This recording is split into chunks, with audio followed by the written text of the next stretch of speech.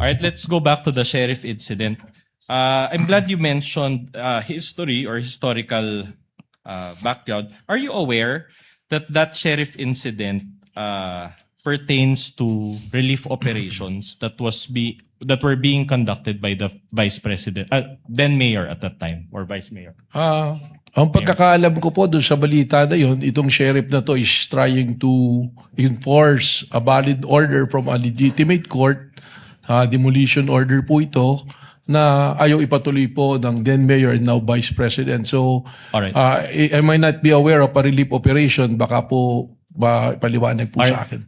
Are you aware? I'll just ask you if you're aware. Are you aware that it involved a flash flood? This incident happened after a flash flood in that particular community.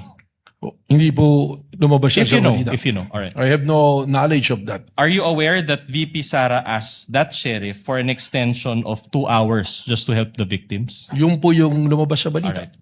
And this sheriff and the demolition that you mentioned involved the demolition of informal settlers in that area.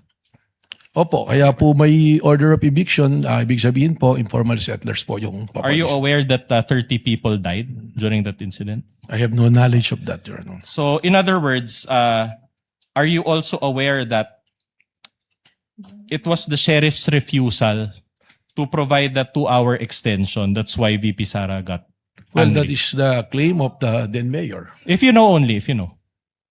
I have no knowledge You of have no that. Your knowledge. All right.